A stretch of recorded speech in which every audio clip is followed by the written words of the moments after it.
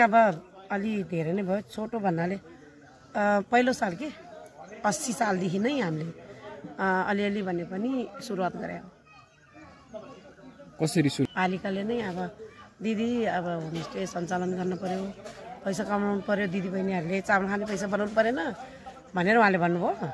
अनि हामी कसरी चलाउनु त नि, हामीलाई त आउँदैन भने हामीले होइन हामी पाउन पठाउँछौँ बेला बेलामा, तपाईँहरू अनि खुवाउने हो, तपाईँले जे खानुहुन्छ त्यसमै एक मुठी बढाएर पाउनुहोस् त्यही खुवाउने हो भन्नुभयो।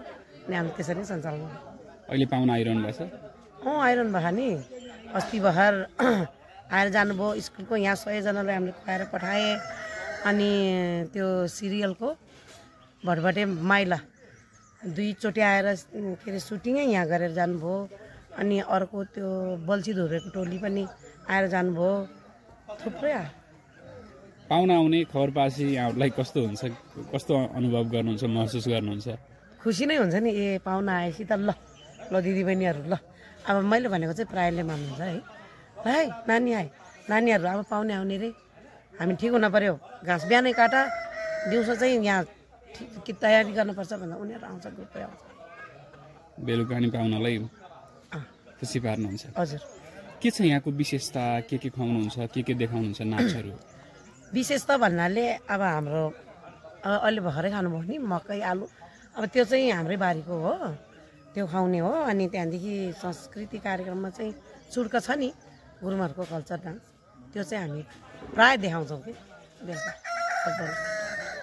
पहिला चाहिँ यो होमस्टे चलाउन सकिन्छ या चलाउनु पर्छ भन्ने थियो कि थिएन मनमा यदा कदा हजुरहरूको? पहिला त अब थिएन भन्नु पर्यो, किनभने पहिला त्यो प्रदेशको कार्यक्रम आएको थियो नि, 10 लाख हो कि के हो दिन्छ होमस्टे सञ्चालन गर्नको लागि भनेर हामीलाई वडा अध्यक्ष हुनुहुन्छ नि प्रेमबहादुर गुरुङ, उहाँले भन्नुभयो।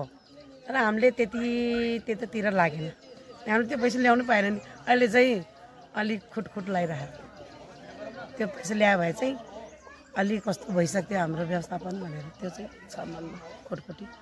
अब होमस्टे मुख्य रूप त अब आर्थिकै भनौँ, आर्थिक बलियो हुन पर्यो सबैको।